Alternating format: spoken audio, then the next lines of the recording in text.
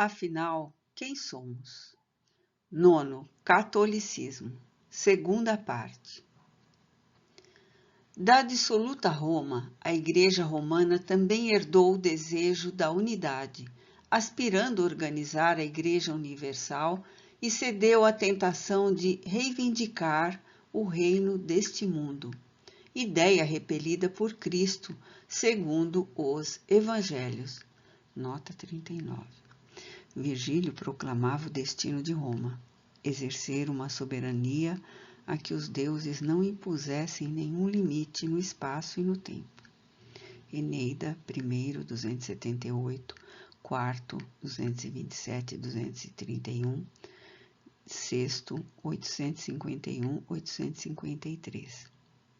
Segundo o poeta, Dante proclamava a missão de Roma divina e sua história um milagre da providência. Roma, a cidade eterna, sede do Império Universal, devendo o próprio Cristo ser considerado romano. 1º Compur 102. Nietzsche descreve magistralmente a luta entre a Igreja Católica e o Estado. Mostra o grande pensador que a Igreja de Roma, onde tudo se vende, nunca deixou de sonhar com a dominação universal. DEM 2 volume. Foi desde esse dia que a palavra demônio passou a ter novo sentido na religião católica e a encarnar toda a manifestação do mal, adquirindo uma importância nefasta. Tudo que a esta embaraçava lhe foi atribuído. A Igreja declarou-se a única profecia viva e permanente, a única intérprete de Deus. Se o sangue dos mártires tinha confirmado o cristianismo, chegara a hora dos aventureiros, como sempre, explorarem as ideias triunfantes. Então, começam os dogmas a obscurecer a verdade. As cerimônias litúrgicas complicam-se com as imitações das pompas do paganismo, sem que seja compreendido o sentido oculto das fórmulas ritualistas. As chamas consomem bibliotecas que encerravam tesouros da sabedoria antiga. Os anátemas fulminam as consciências. O fanatismo campeia e é habilmente manejado na treva para eliminar concorrentes, para resolver rivalidades e satisfazer ambições. Por fim, as fogueiras e as torturas se transformam nas armas que a Igreja Romana considerou decisivas para impor os seus dogmas. Mas nem assim conseguiu suster o progresso, nem destruir o anseio da liberdade que rompem todas as algemas, mais cedo ou mais tarde, por mais forte que pareçam. Esquecia a Igreja as palavras do Mestre, e mais ainda, que a violência nunca foi apoio firme e que só a ela recorrem os que não confiam no valor das ideias que defendem, ao passo que a generosidade e a tolerância sempre foram um sistema de força e de inteligência. Defender, portanto, um princípio religioso ou político que se opõe à liberdade de pensamento é ser menos que um escravo. É a declaração formal de incapacidade e de indignidade. A ciência sagrada, porém, estava encoberta sob diferentes aspectos por diversas ordens secretas. Os alquimistas, templários, rosacrucianos e outras conservavam alguns dos seus princípios. Os templários foram encarnicidamente perseguidos pela Igreja Romana. Esta temia as escolas secretas e o império que elas exerciam sobre as inteligências. E a pretexto de feitiçarias e de pactos com o diabo, as destruía quase todas a ferro e fogo. Nota 40. A. Lobo Vilela. O problema da sobrevivência.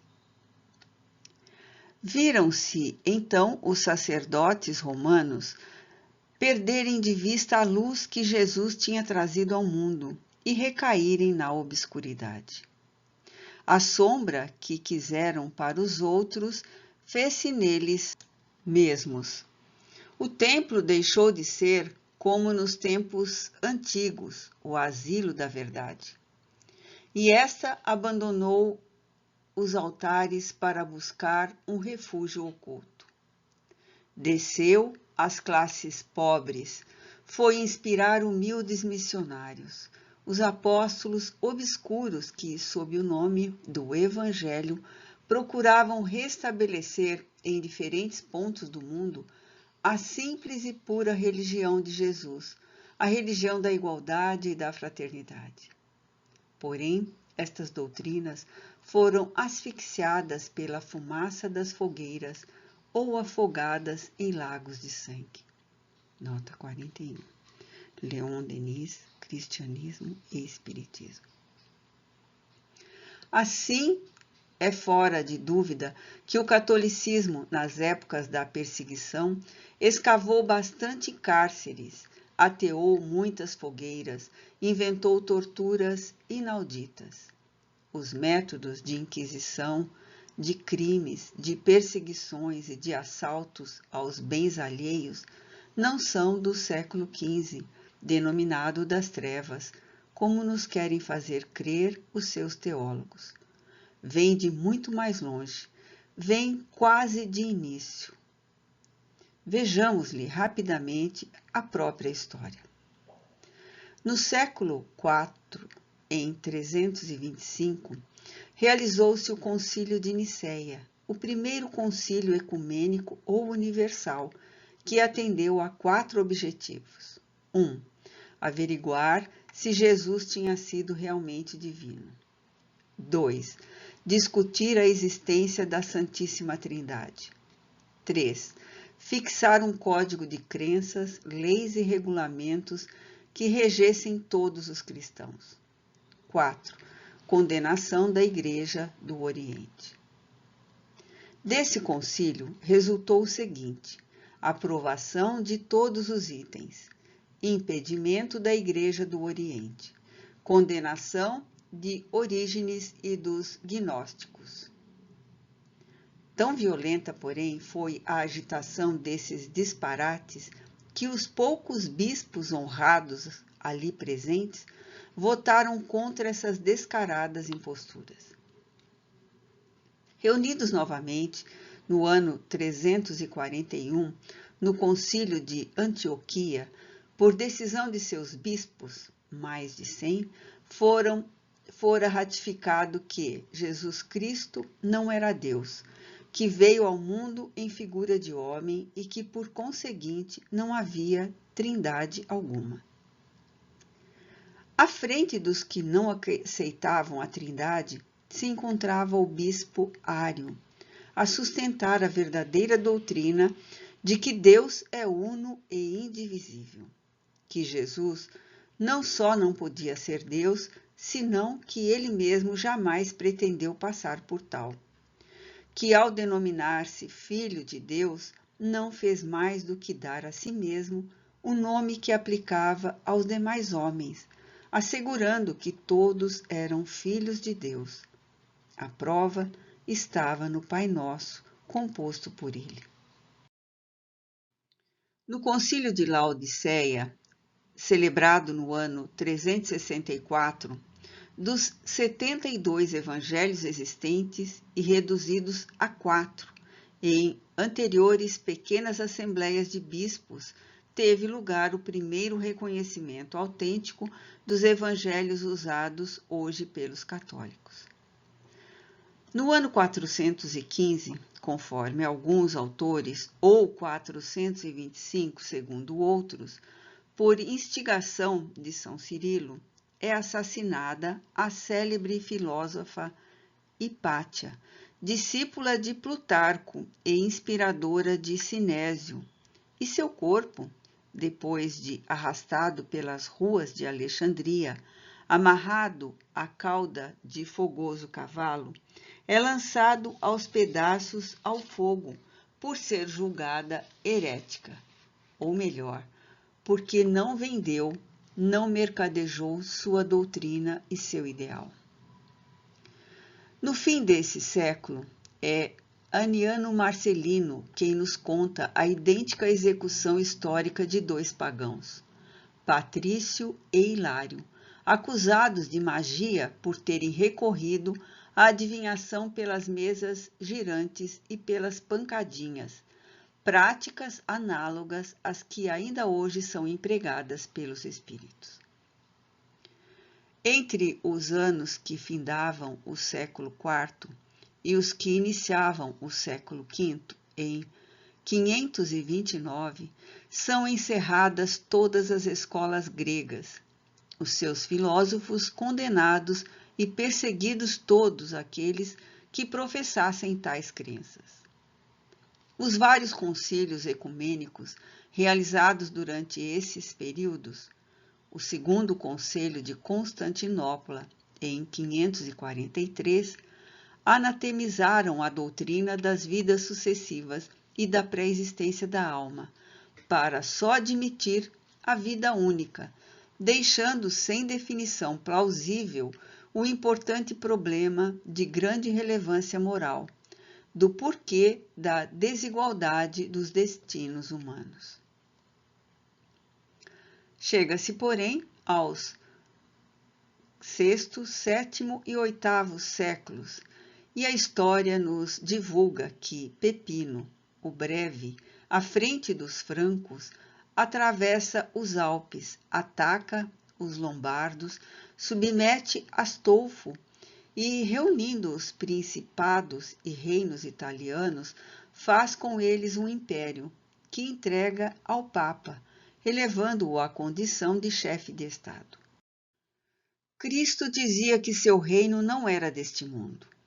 O vigário, porém, esquecia-se disso e, constituindo seu reino aqui na terra, passava a cunhar moedas como as de César, a cobrar impostos como as repúblicas, e a organizar exércitos e a montar máquinas burocráticas, correndo com isso todos os riscos a que se acham expostas comumente as puras instituições seculares. É Pepino, pode-se afirmar, com sua cupidez manifesta pelo interesse temporal, que deturpa inicialmente a obra de Pedro. O sucessor de Paulo I já não é um papa, mas um soberano político. Tentados menos pela cadeira do apóstolo do que pela do chefe dos estados pontificais, os membros da nobreza romana elevam ao poder um leigo, simples homem de armas que toma o nome de Constantino II, cujo primeiro ato consiste em prender em um mosteiro o primaz Cristóvão, que se opusera à sua eleição. Cristóvão, espírito combativo, consegue, porém, fugir.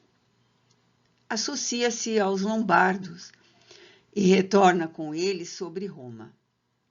Encontrado em um oratório, ao qual se recolhera não para orar, mas para escapar aos inimigos, é Constantino II arrastado pelas ruas da cidade e entregue à populaça, que lhe fura os olhos. Proclamado Papa pelo povo e instigações de Cristóvão, Estevão III reúne um concílio na Basílica de São João de Latrão e faz comparecer perante os bispos o infeliz Constantino II, que, tateando sem olhos, é acusado, seviciado, atirado à rua por ordem do pontífice, ao mesmo tempo que os bispos cantam um Kyrie eleison, pedindo perdão a Deus de terem obedecido ao antipapa decaído. Didier, rei dos Lombardos, reclama, entretanto, que o novo papa lhe entregue Cristóvão. Este tem, por sua vez, os olhos vazados na praça pública por ordem do seu antigo aliado. E daí em diante são as lutas armadas, as guerras do Papa contra os outros príncipes italianos, as mutilações e conquistas de territórios, em que a parte espiritual, os casos de doutrina, não são mais do que a máscara de interesses materiais. Então, o sumo pontífice deixa de ser o chefe da cristandade para tornar-se apenas uma entidade política, um senhor feudal que se não distingue senão vagamente dos reis e imperadores medievais. João X, João XII, Silvestre II, Benedito IX, Gregório VI, Leão IX, Lúcio II, levantam tropas, colocam-se à frente delas, sitiam cidades, assaltam fortalezas, triunfando ou caindo nas mãos do inimigo. A ambição de reinar determina as divisões do povo e dos eclesiásticos, dando ensejo à duplicidade do governo, com o aparecimento mais frequente de antipapas. Assim é que, em 796, Leão II é assaltado, espancado e condenado a ter os olhos vazados e a língua cortada. Em 855, Anastácio, antipapa, penetra na Basílica de São Pedro e quebra várias imagens, agredindo em seguida o Papa Benedito III. Adriano II, em 885, publicamente manda furar os olhos a um dos seus adversários. No início do século IX, a aprovação da doutrina da transubstanciação e a revisão do credo pela introdução do filioque causam a cisão definitiva da Igreja grega. A seguir, começa nos estados pontifícios a dissolução total dos costumes que faz do papado o escândalo mais clamoroso do século. Os papas, daí em diante, passam a ser escolhidos pelas mulheres. É o tempo das Teodoras e das Marosias. Em 8 anos, sentam-se no trono de Pedro 9 pontífices, cada qual mais crapuloso, sanguinário e mundano.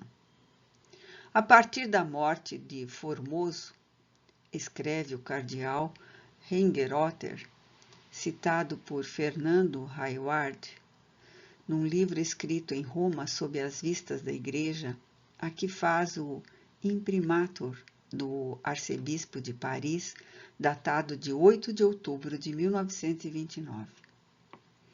A partir da morte de Formoso, começa para a Santa Sé uma época de humilhação profunda.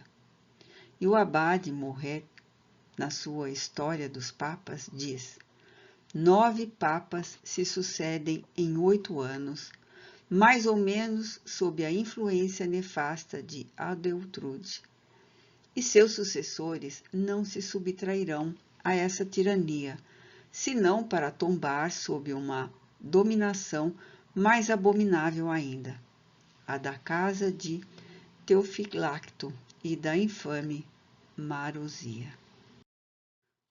Formoso, que em vida for explorado pelo partido espoletino, é desenterrado, julgado e excomungado por um sínodo.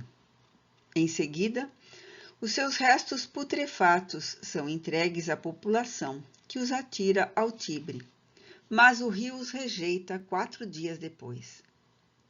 Teodora, mulher de Teofilacto, eleva ao trono pontifical Sérgio III, em 904, Anastácio III, em 911, Landônio, em 913, e João X, em 914. Marosia, filha de Teodora, faz assassinar, asfixiado entre 2 travesseiros, João X e elege Ledo VI, em 929, e Estevão VII em 931. E, finalmente, em 932, o seu próprio filho, João XI, que, um ano depois, casa Marozia, sua própria mãe, com o terceiro marido. O irmão do Papa João XI, Alberico, descontente com o terceiro padrasto, assalta o castelo de Santo Ângelo, residência de Marozia desde o tempo do Papa Sérgio III, e assume ditatorialmente a direção ostensiva do pontificado, sendo os papas, daí em diante, simples mandatários. Seu poder torna-se mesmo tão vasto que as moedas do Estado pontifical passam a trazer-lhe o nome, e ele consegue, em 955, sentar na cadeira do apóstolo Pedro, o seu filho Otaviano, de 16 anos apenas, o qual, ateu e debochado, toma na história da Santa Igreja o nome de João XII. No início do século X, querendo o Papa João XV provar que a Terra não era redonda, como afirmavam os sábios da época, nomeia uma comissão de frades sábios para viajarem até o ponto em que a Terra e o céu se unissem, a fim de demonstrar ser a Terra chata. Essa comissão de sábios partiu em fins do século IX. E o interessante é que, 5 anos depois, em princípios do século X, retorna afirmando ter alcançado o ponto final onde o céu e a terra se tocavam, tanto que seus componentes tiveram que abaixar as cabeças para não atingir o céu. O século XI vibrou com a querela dos universais. No século XII, a Igreja, para manter a integridade da organização e da doutrina, já então muito complexas, deu ao bispo de Roma, nos concílios gerais, o poder que ele tinha na sua província eclesiástica. É nesse século, quando na Europa proliferavam as seitas heréticas, que se citou para extingui-las, especialmente na Espanha, no sul da França, e em Portugal, a chamada Santa Inquisição, cujo início se verificou nos primeiros anos do século XIII, em 1204. Já o Papa comissionava 3 monges para destruírem, arrancarem e dispersarem a semente da má doutrina, usando para isso a tortura autorizada pela bula Ad Extirpanda. Instituído em Tolosa em 1208, o primeiro tribunal da Santa Inquisição, fica desde logo definido seu objetivo, que é punir todos aqueles a que se podem chamar inimigos da Igreja Católica, Apostólica e Romana. 7 anos depois, em 1215, o Quarto Concílio de Latrão reconhece a legitimidade desse severo instituto, dando-lhe uma legislação vigorosa. O Concílio de Melun, em 1216, concede aos inquisidores de Tolosa poderes incondicionais, armando-os de acordo com os inimigos que vão enfrentar. E nesse ano é Honório III, sucessor de Inocêncio III, que, de próprio punho, escreve a Domênico de Guzmán e aos seus 12 companheiros da Gália Narbonense, louvando-lhes o zelo cristão e recomendando-lhes que sejam inflexíveis na punição dos hereges. Criada em 1229 como entidade de poderes especiais, a Inquisição parece ter provindo do Papa Lúcio II, que, em 1184, determinou a perseguição à heresia estatuindo categorias penais de suspeitos, convictos, penitentes e relapsos, aos quais se aplicavam sanções punitivas indicadas pela Igreja e executadas pelo poder temporal. E os efeitos desses poderes especiais logo se fizeram sentir.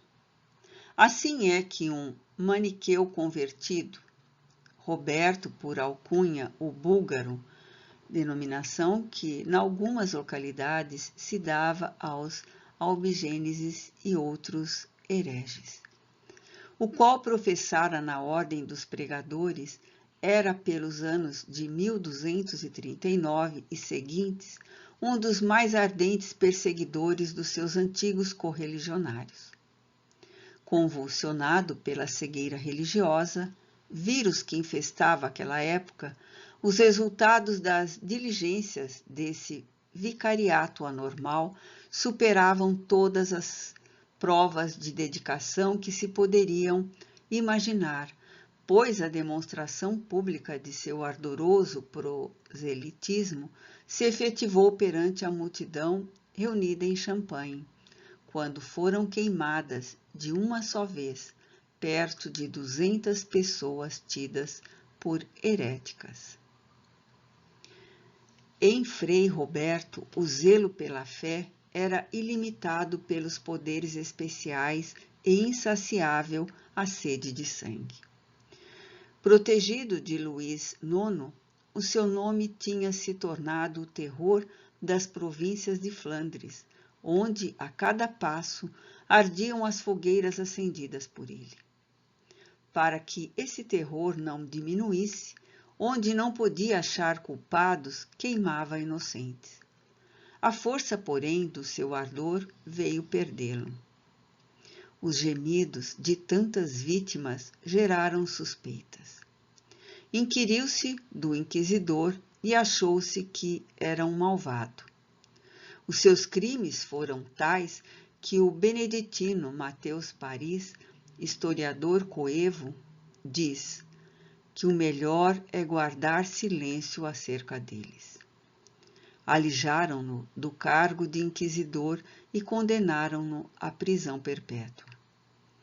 Com mais alguma prudência, quem sabe se hoje o seu nome não figura no amplo catálogo dos santos da Ordem de São Domingos?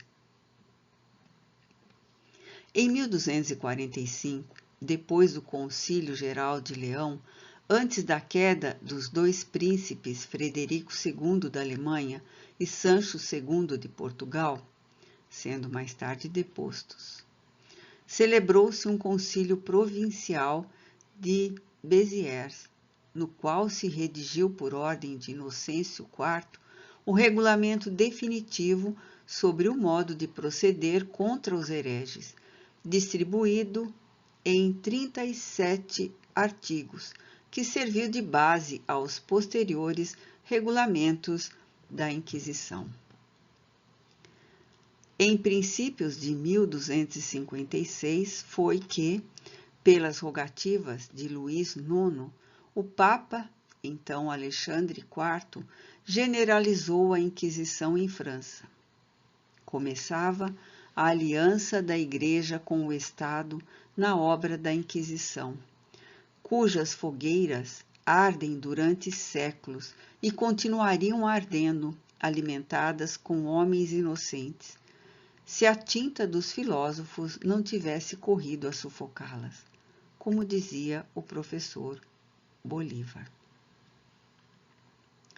No século XIII, Tomás de Aquino, o douto dominicano, harmonizou a doutrina da Igreja com a física aristotélica, que, apesar de condenada pelo Concílio de Paris, se impunha à razão dos homens cultos da época.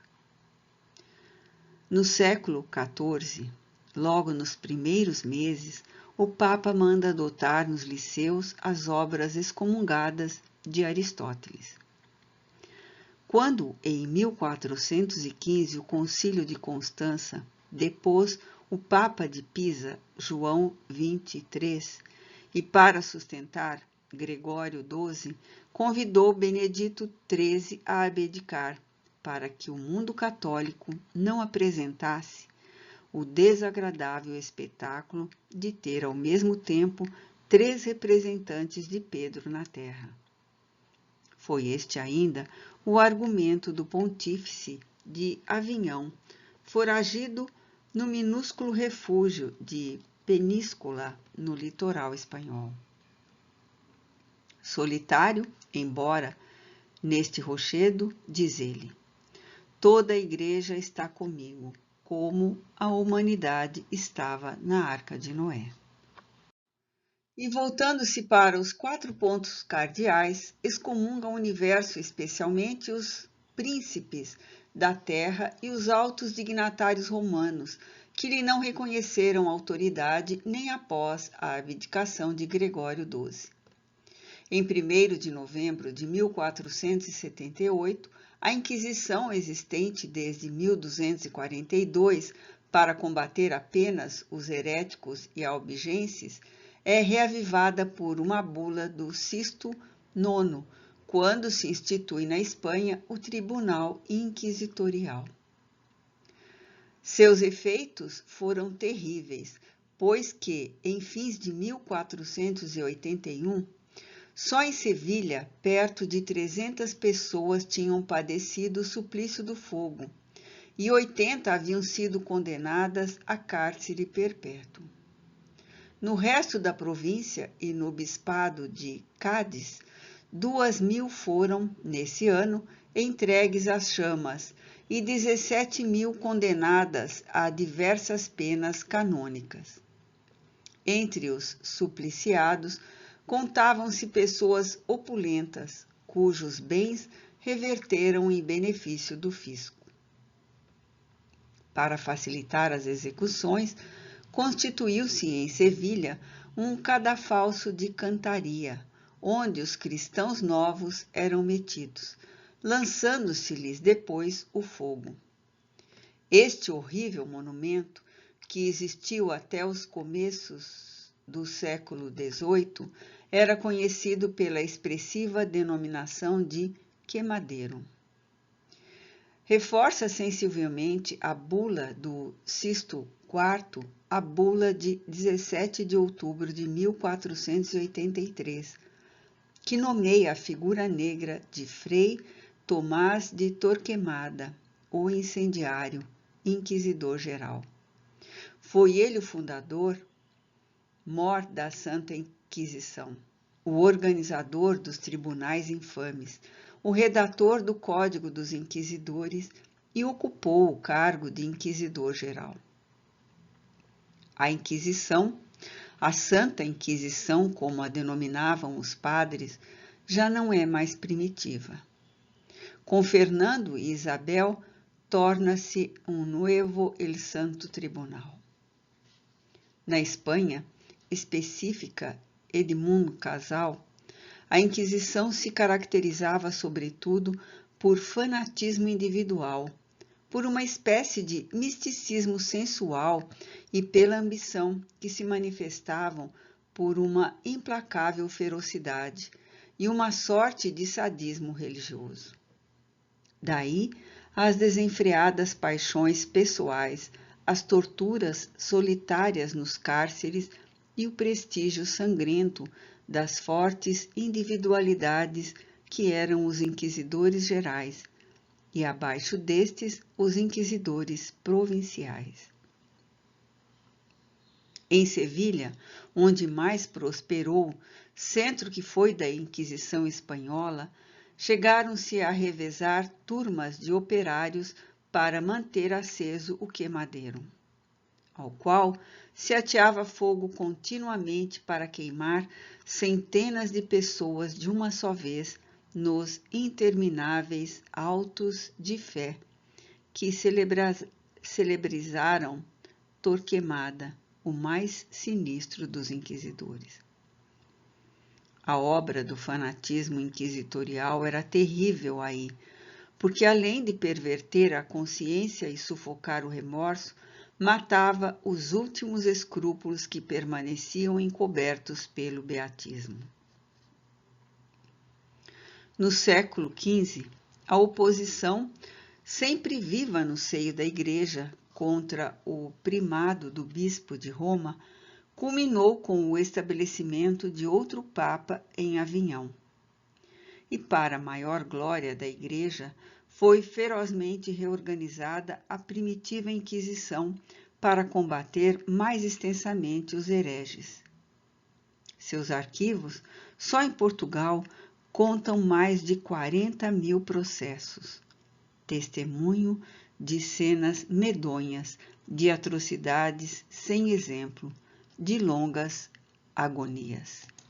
Em Portugal, o rei Manuel o Venturoso, contemporâneo da Inquisição instaurada na Espanha pela mão de Fernando e Isabel, não logrou êxito em empresa semelhante, cabendo ao seu sucessor obter de Clemente VII, Papa de 1523 a 1534, membro da família dos Médici, em 17 de dezembro de 1531, a bula Cum ad neu magis, pela qual foi nomeado um inquisidor-geral com jurisdição sobre Portugal e seus domínios.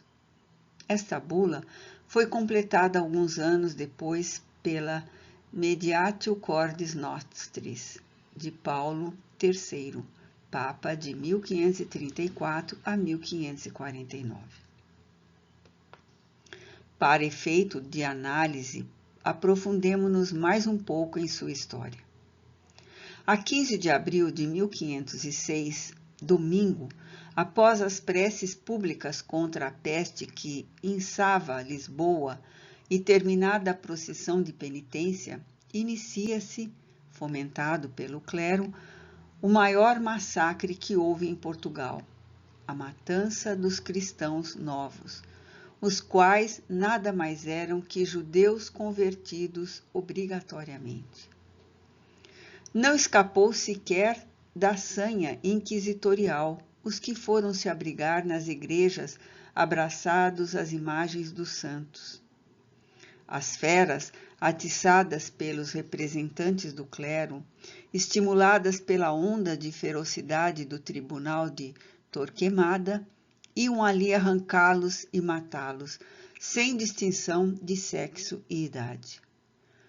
Só à tarde de terça-feira, quando já dominada a revolta, averigou-se que, além dos estropiados, tinham assassinadas mais de 2.000 pessoas. A Inquisição na América Latina foi menos sanguinária do que nas metrópoles europeias. Em compensação, demonstrou-se cúpida e voraz, pois havia aqui maiores riquezas a confiscar, mais ouro a extorquir, seja para a glória da Igreja e dos Estados, seja para a própria bolsa particular dos inquisidores.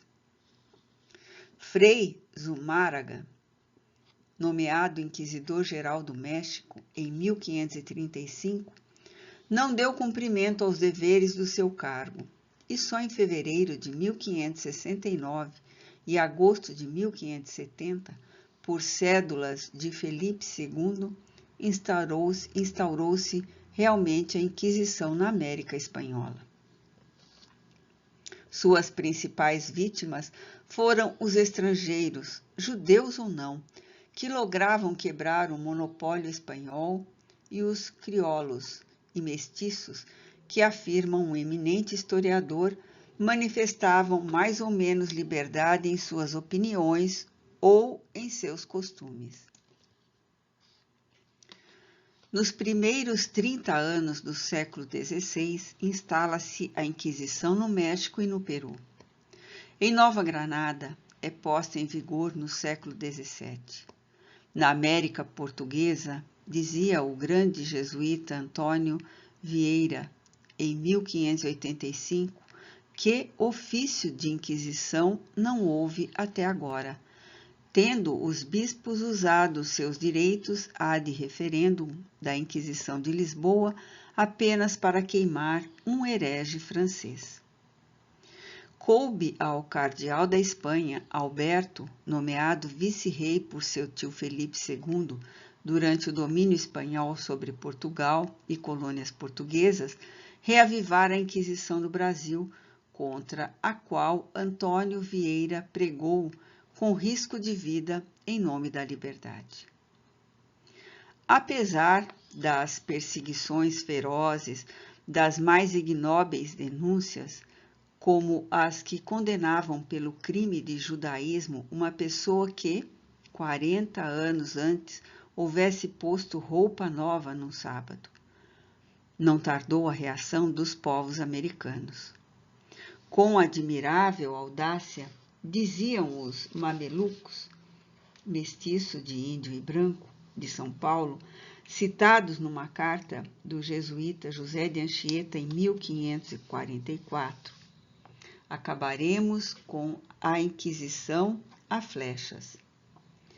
Repercutiu imensamente a reação dos brasileiros no seio clerical, e Roma expede um emissário com ordens secretas, talvez para auscultar o reflexo dessa disposição rebelde, mas providencial para o norte da América Latina, na pessoa do capelão fidalgo del Rei Heitor Furtado de Mendonça, que a 9 de junho de 1591 chega à Bahia na qualidade de emissário do Santo Ofício e visitador geral no Brasil. O fidalgo português sonda de perto o horror e o asco que o povo sente por aquela organização infamante, sentimento que assumia a seus olhos de delegado da Igreja o aspecto de heresia e rebelião. Foram relativamente poucas as execuções capitais cometidas pela Inquisição na América Latina.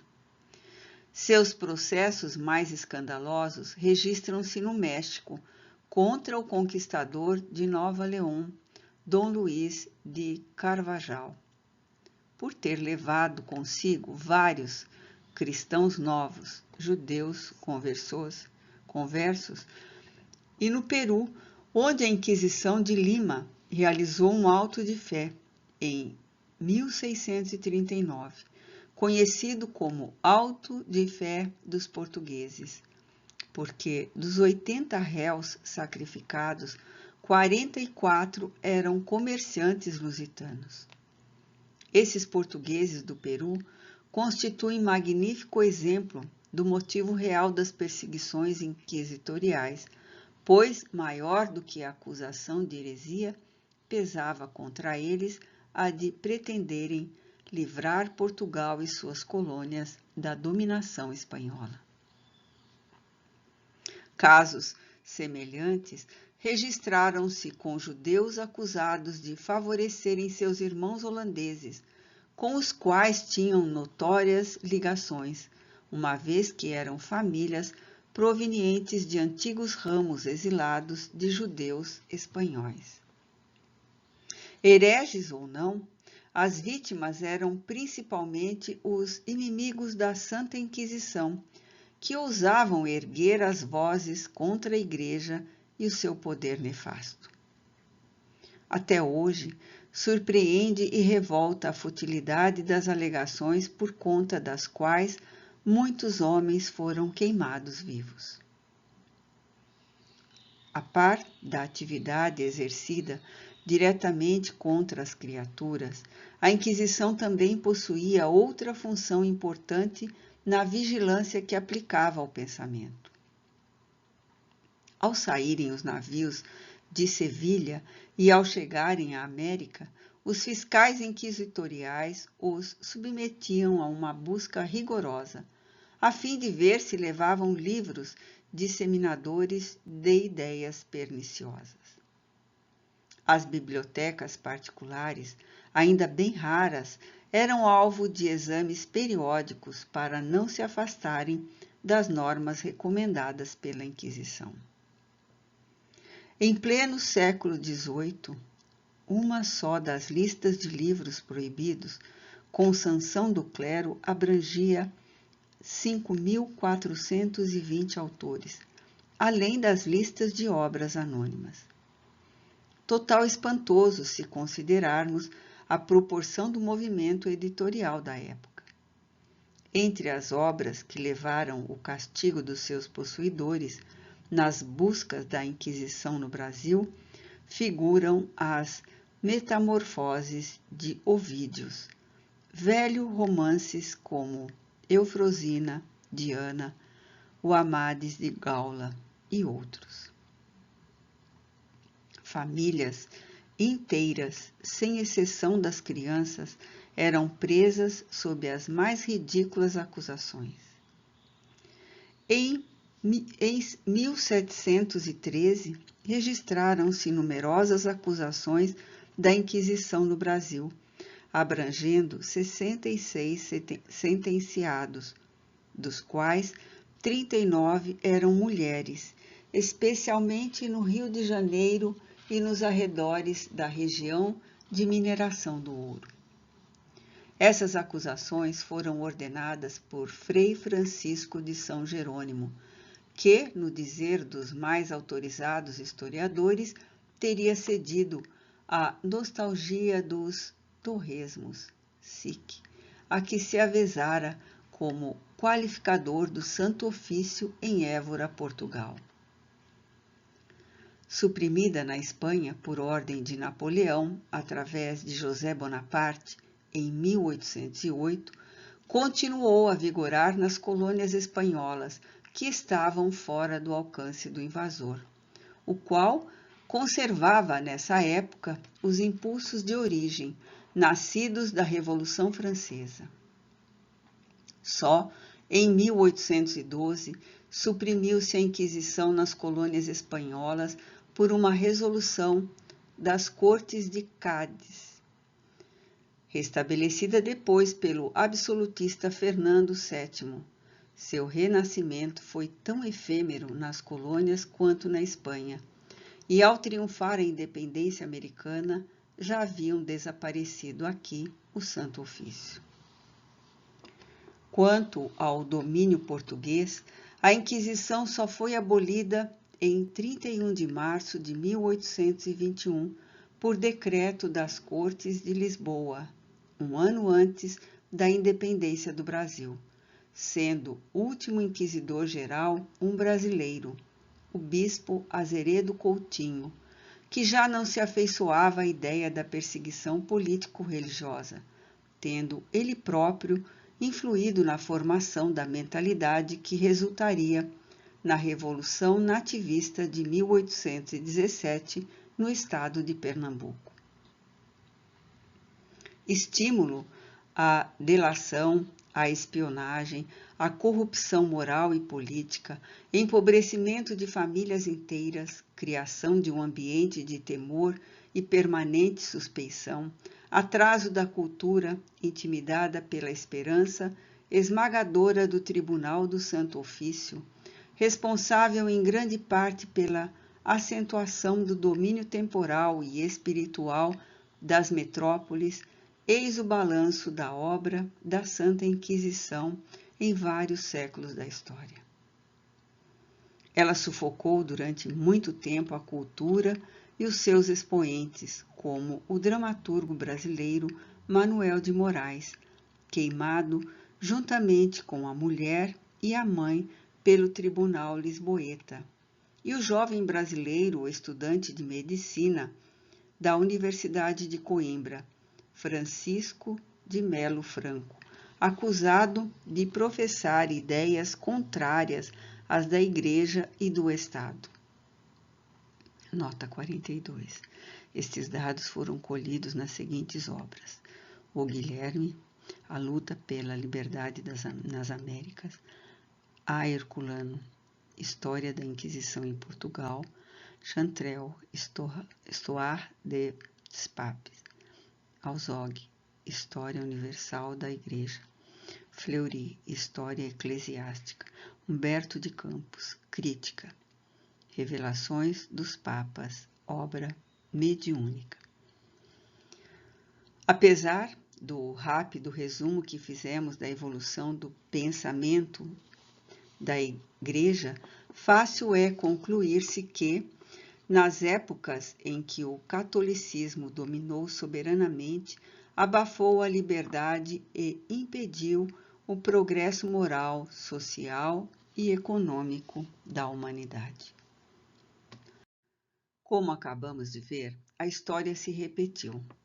Nos primeiros tempos da nossa era, viveram homens que adotaram e pregaram uma doutrina de amor e de perdão, de bondade e de fraternidade.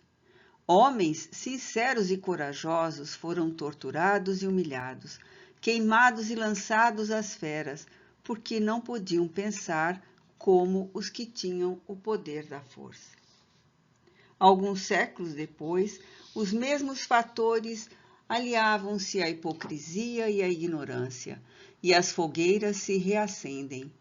Câmaras de tortura mais requintadas voltaram a funcionar em defesa do seu programa teocrático. Os apóstolos da teocracia, nesse programa, consideram o Papa um onipotente príncipe pontífice, que delega aos vigários todas as suas ilimitadas prerrogativas, até a de empregar a violência e força para exterminar os dissidentes, que são os inimigos de Deus. Um tal programa, com efeito, justifica aquele feroz legado que bradava logo após, por ocasião do massacre de Béziers, quando o abade de Citeaux pergunta por que sinal haviam de reconhecer os católicos. Matai-os todos, Deus saberá distinguir os que lhe pertencem. Esse programa, no entanto, absolve os grandes criminosos que fomentaram as guerras religiosas, ordenaram o massacre da noite de São Bartolomeu em 24 de agosto de 1572 e animaram as dragonadas. Esse mesmo programa, para a maior glória de seu Deus, proclama a legitimidade da Santa Inquisição e faz de Jesus, o bom pastor, cúmplice de Torquemada. E para a paz espiritual desses fanáticos assassinos, envia o Papa Gregório XIII, pela matança à vida, a sua bênção. São horríveis demais para serem divinos esses atos. Assim, esse programa pode ser romano, espanhol, o que quiserem. Cristão nunca o será, porque é a mais audaciosa negação do Espírito e da doutrina de Jesus Cristo. E não suponha o leitor que escapou desse programa a própria ciência. Para citarmos exemplos convincentes dessa perseguição, retornaremos novamente à história. Apesar de todas as precauções que tomou para não irritar o Santo Ofício, o velho e ilustre Galileu foi obrigado a comparecer perante uma comissão de 8 cardeais, presidida pelo Papa Urbano VIII, onde se viu constrangido a pronunciar de joelhos a fórmula seguinte: Eu, Galileu Galilei, com 70 anos de idade, como prisioneiro da Santa Inquisição e ajoelhado diante de vossas eminências, tendo sob os olhos os santos evangelhos e tocando-os com as minhas próprias mãos, abjuro, maldigo e detesto o erro e a heresia do movimento da terra. Sabemos que lhe custou todos os sacrifícios, inclusive o da liberdade, quando, revoltado num assomo de coragem, gritou ao regressar ao calabouço: E por si move. Outro exemplo interessante: Jerônimo de Praga, sacerdote físico e grande sábio, teve o arrojo de afirmar em uma das suas obras a pluralidade das vidas e dos mundos habitados. Fora condenado à fogueira pelo Concílio de Constança, que se iniciou no ano 1414 e foi até 1418, pois havia 3 papas irregularmente eleitos, daí a demora da condenação.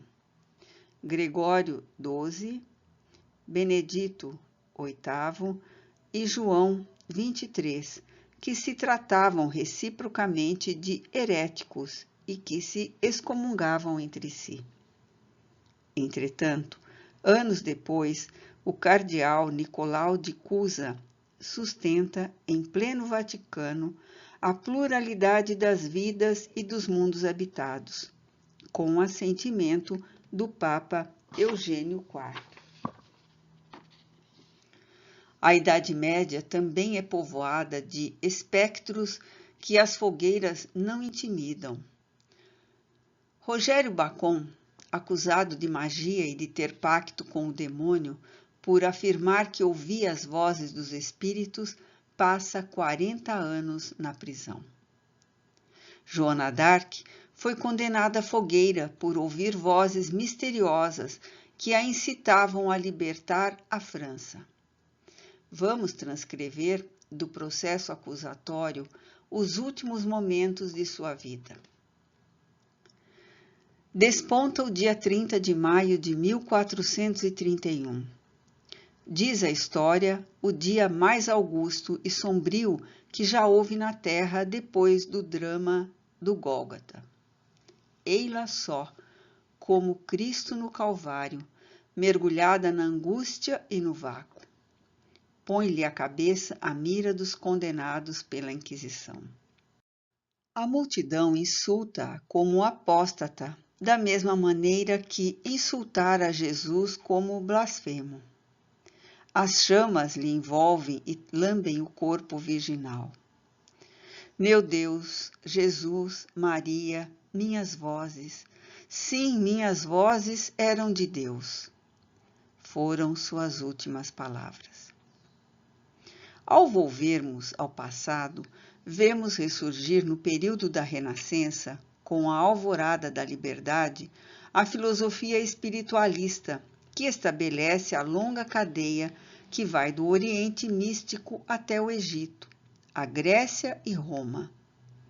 Renasce, porém, com Giordano Bruno e Jacob Böhme, ambos excomungados por bula papal, a antiga ideia socrática e platônica, que consubstanciou as remotas e secretas ciências, reafirmando novamente a crença de que a origem da imortalidade da alma, em todos os tempos, constituíra-se pelas revelações dos espíritos.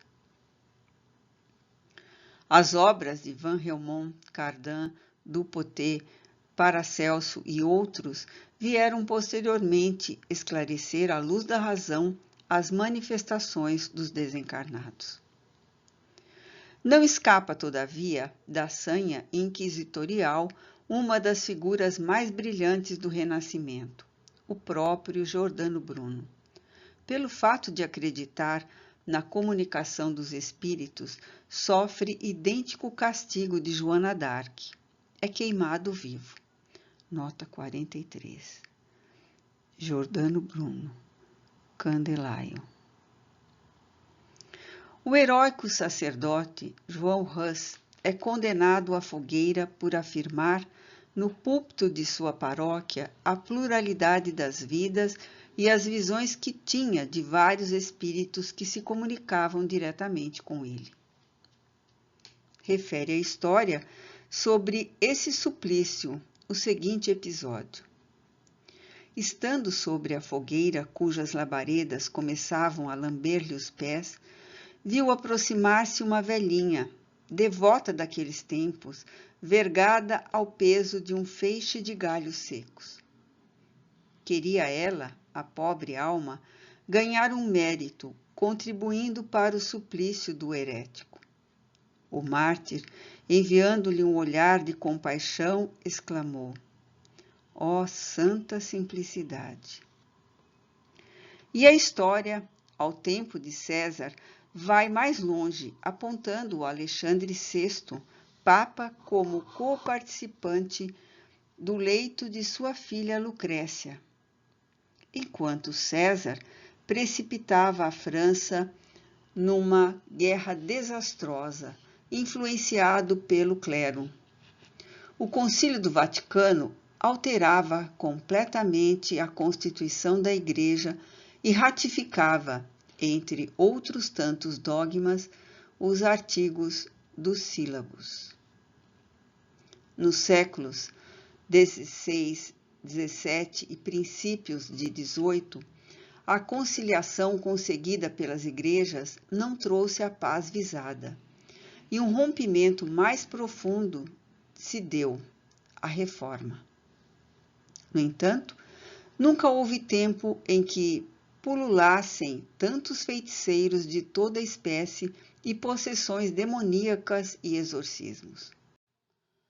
É uma época em que os pequenos pastores protestantes, numa epidemia de iluminismo estático, profetizam nas Cevenas, em que os convulsionários jansenistas invocam os prodígios feitos sobre o túmulo do diácono Paris.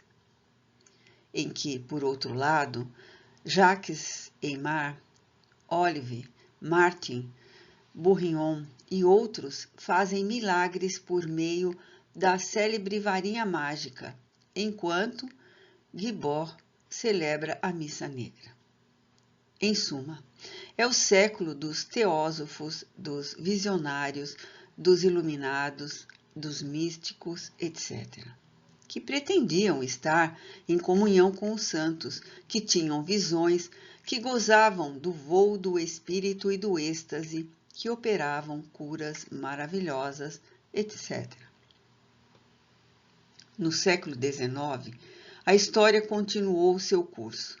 Dentro da Igreja Romana, as teorias absolutistas foram ganhando terreno e tiveram a mais completa consagração em fins desse século, com a proclamação da infalibilidade de seu chefe. Nota 44. Estes dados foram extraídos das seguintes obras: Fleury, História Ecclésiastique, Poussin, L'Espiritisme Devant, English, Padre V. Marshall, O Espírito Consolador, A Lobo-Vilela, O Problema da Sobrevivência, Leon Denis, Cristianismo e Espiritismo e Depois da Morte, Albert Coste, Fenômenos Psíquicos Ocultos e a obra mediúnica Revelações dos Papas. Como acabamos de confrontar, a religião católica, por intermédio de seus representantes, abafara a voz de Jesus no vácuo dos dogmas, e a luminosa amplitude da sua doutrina reduziu-se aos horizontes mesquinhos do mais abominável fanatismo e da mais ignara intolerância.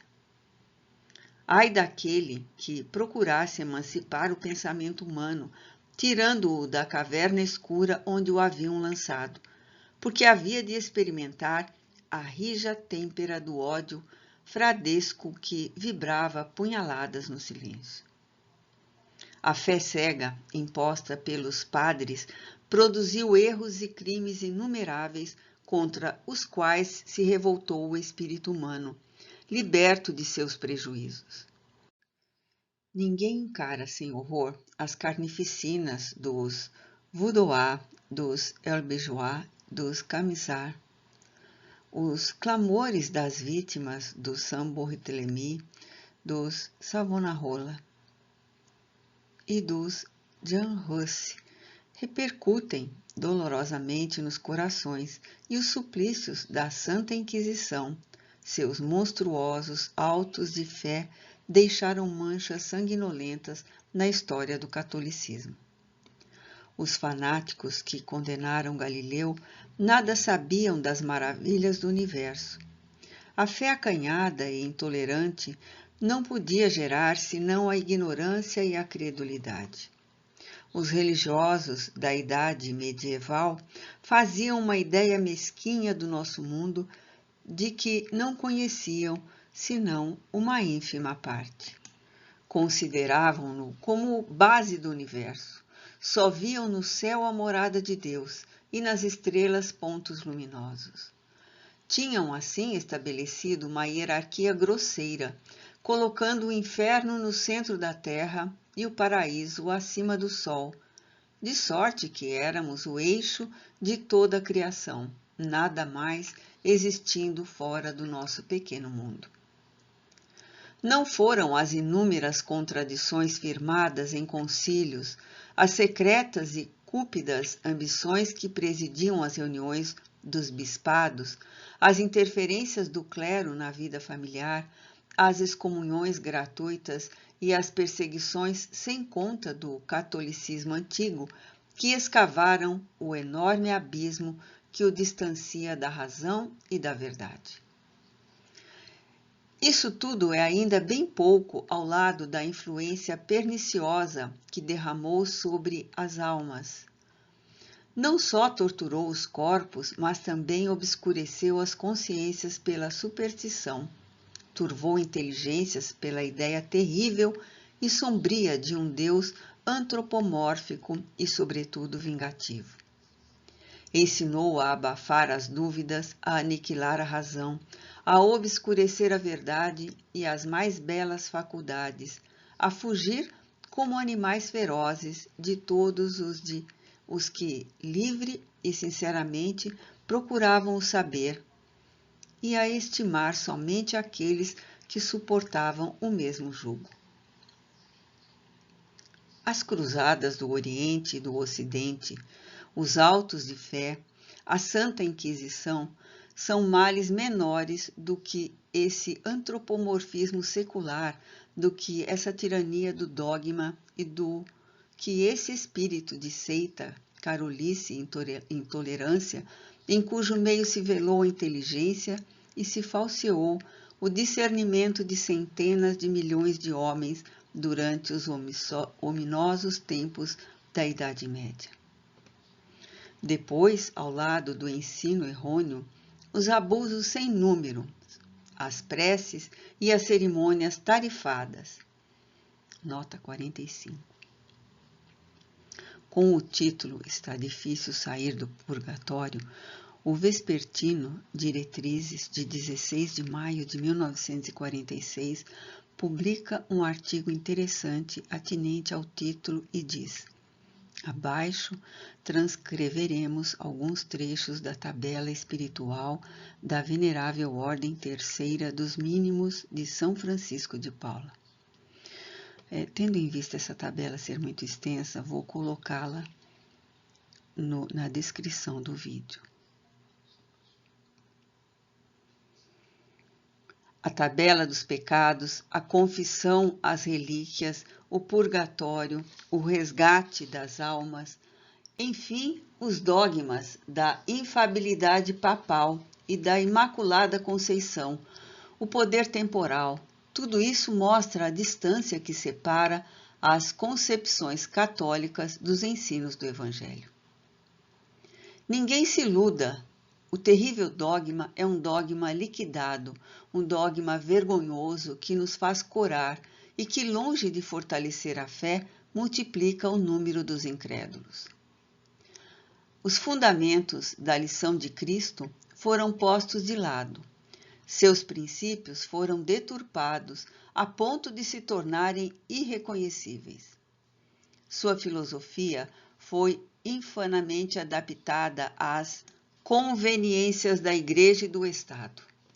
Sua religião do amor foi retorcida, desnaturada, prostituída pela hipocrisia que corrói a inteligência. De tal ordem, se transformou em máquina que já nem serve de alavanca para a Igreja ou Estado. Como se atreve o clero proclamar que obra em nome do Cristo depois da repugnante covardia e abandono dos princípios cristãos durante a sangueira das guerras de 1914 e 1939?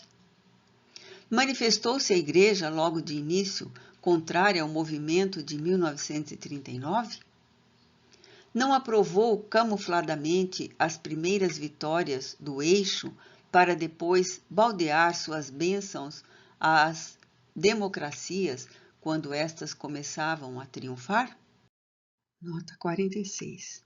Tenente-Coronel Salvador Benevides, num artigo intitulado Sobre a questão do divórcio e divulgado pela imprensa carioca, entre outras coisas, diz: para comprovar essa afirmação, não será preciso desenterrar fatos que talvez estejam esquecidos e que datam da Santa Inquisição, antes mesmo da fundação do Estado do Vaticano. Basta recordar que desde a instituição do fascismo na Itália até a sua derrocada com a morte de Mussolini, o papado nada fez para impedir os crimes por ele praticados, como nada está fazendo para impedir os crimes que ainda estão sendo praticados pelo fascismo na Espanha e em Portugal, e que ameaçam contaminar o resto do mundo. Estamos ainda lembrados de que o ataque covarde à indefesa República Albanesa, levado a efeito pelas hordas fascistas de Mussolini, que haviam sido abençoadas pouco tempo antes, foi desfechado, e talvez para escárnio da cristandade, durante a Semana Santa de 1939, justamente a 7 de abril, sexta-feira da Paixão. Um ano depois, o Correio da Manhã, de 13 de junho de 1940, publica o seguinte telegrama: Cidade do Vaticano, 12 UP. Sabe-se que o Papa Pio XII recebeu uma delegação de bispos italianos, os quais solicitaram ao soberano pontífice permissão para enviar uma mensagem especial ao senhor Mussolini, manifestando a sua lealdade à Itália no atual conflito. Ao que se informa, o Santo Padre concedeu prontamente a permissão solicitada. Na Espanha, durante o período de suas lutas políticas entre o regime fascista e o republicano, tanto os servidores da Igreja como os católicos quiseram demonstrar ao mundo que existia forte incompatibilidade entre seus sentimentos religiosos e o regime republicano, mas nada mais falso que isso. Segundo o testemunho de Eduardo Fernandes e González, ninguém na Espanha atacava a religião católica, ninguém procedia contra a liberdade de consciência ou o desempenho do sagrado ministério, e ninguém se opunha a que os católicos praticassem suas devoções.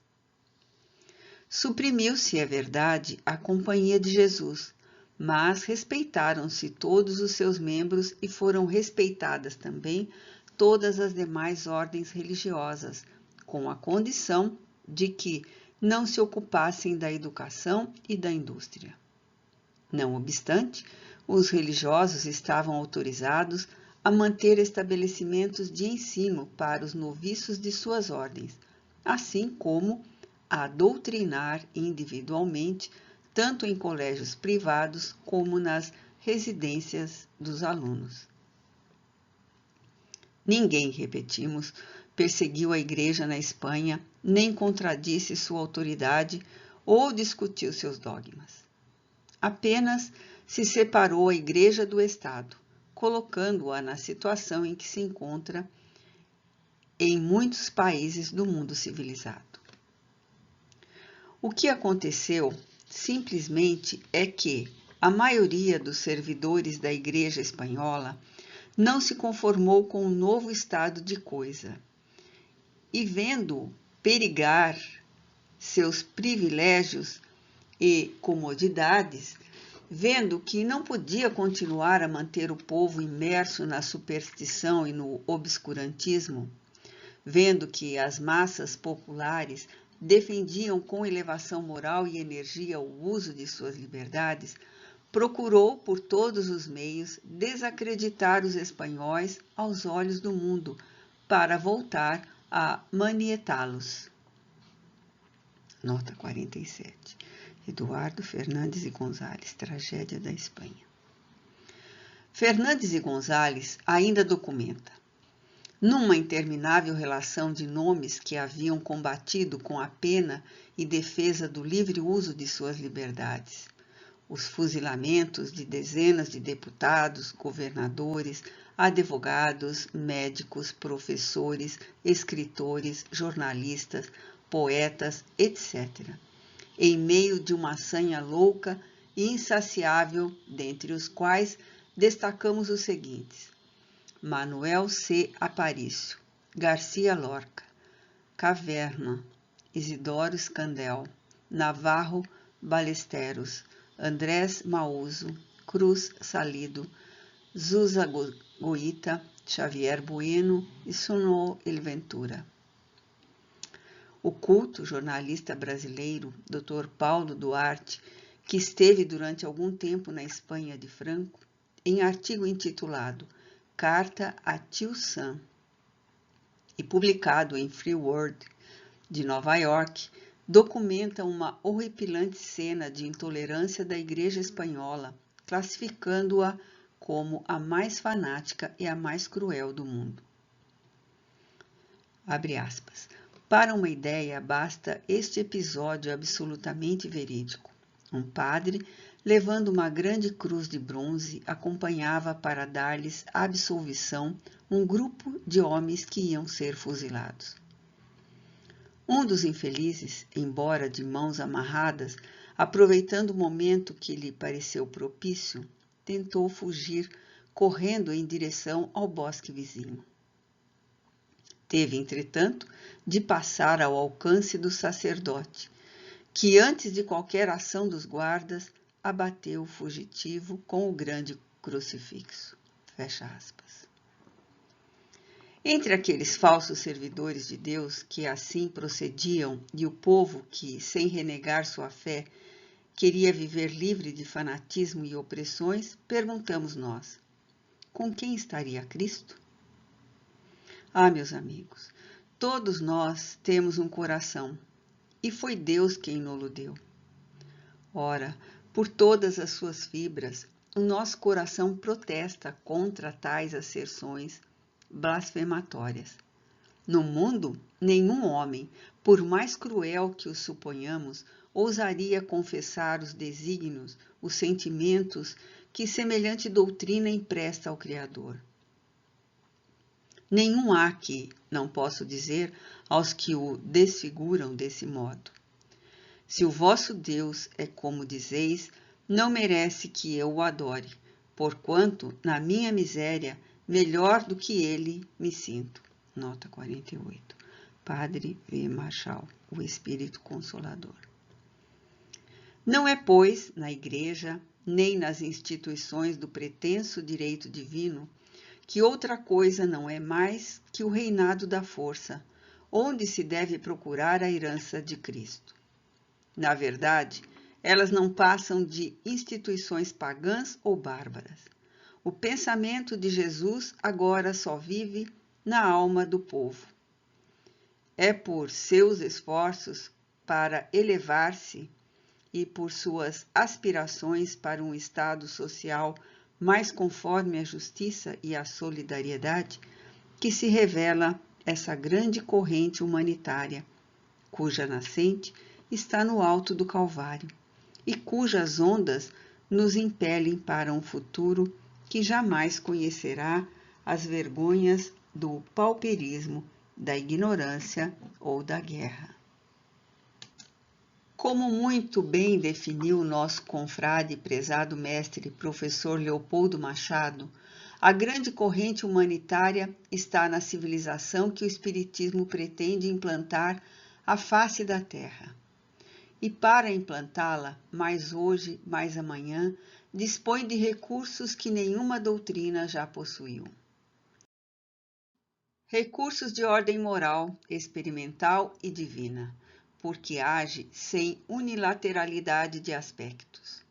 Age como ciência, o que realmente é, e ciência da imortalidade.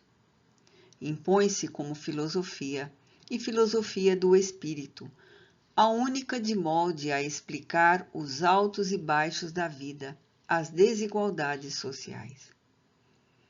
É religião por excelência, pois, sem admitir penas eternas e infernos apavorantes, não perde o sentido etimológico do termo, que é religar sempre a criatura a seu Criador.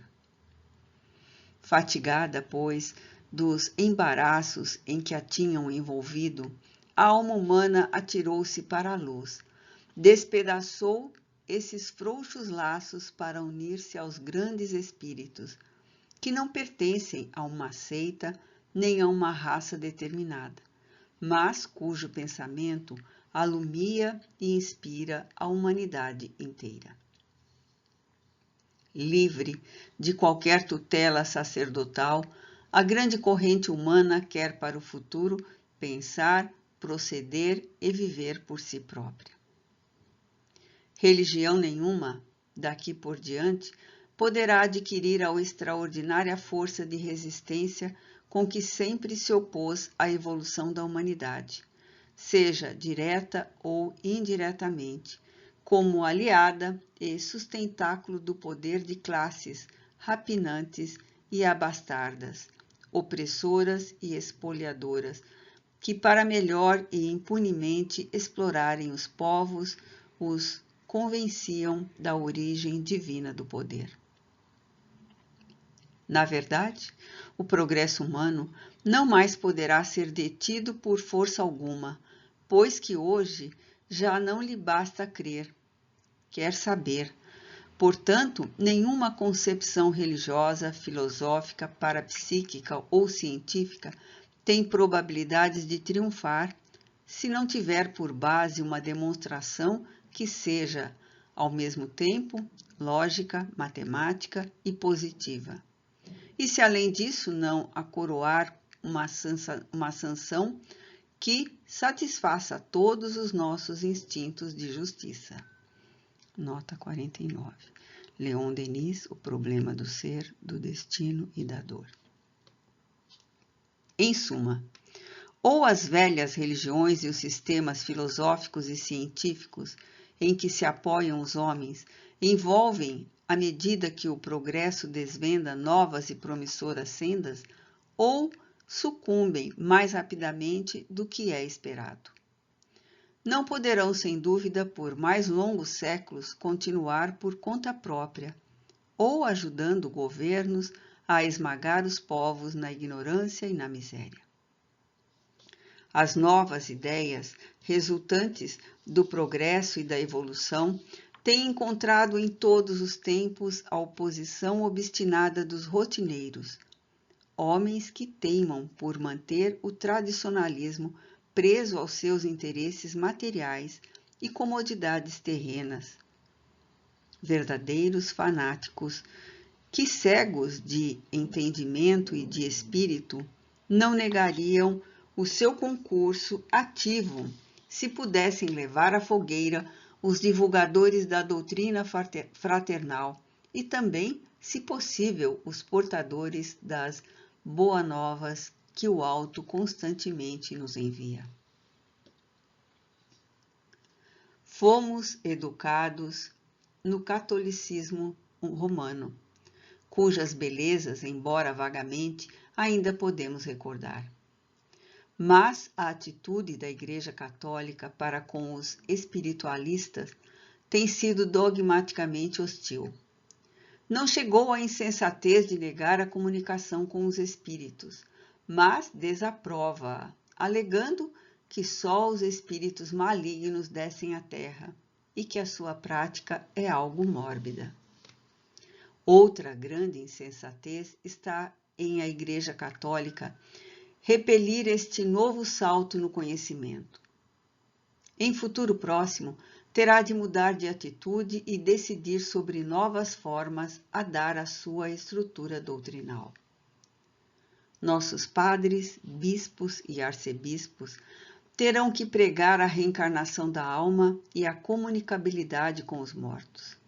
Seus dirigentes não gostarão disto, porque têm feito da condução do rebanho um meio de vida.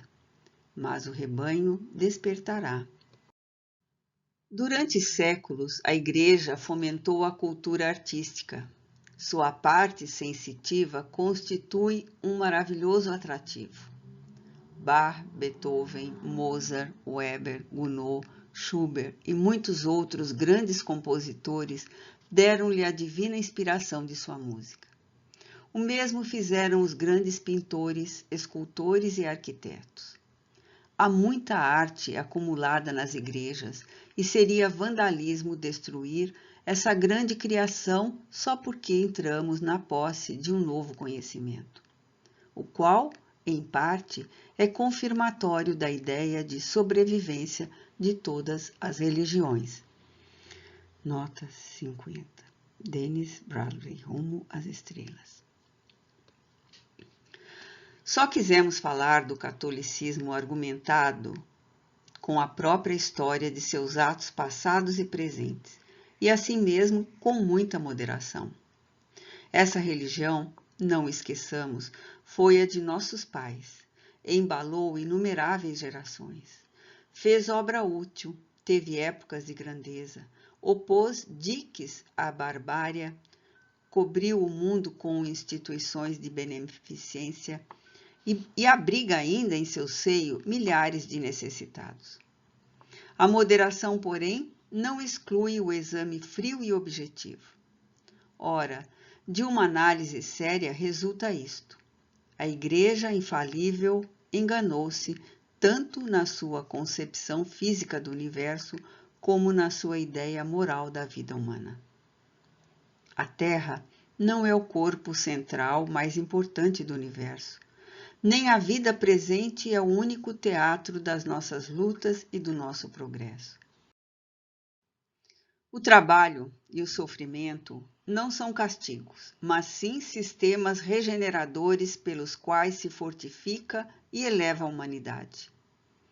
Assim tem acontecido desde a fundação do mundo e assim acontecerá, porque a obra de Deus não estaciona, marcha sempre.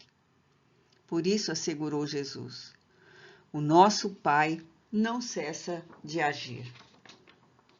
Mas a Igreja, como que petrificada em seus dogmas, se mobiliza enquanto em torno de si tudo caminha e avança.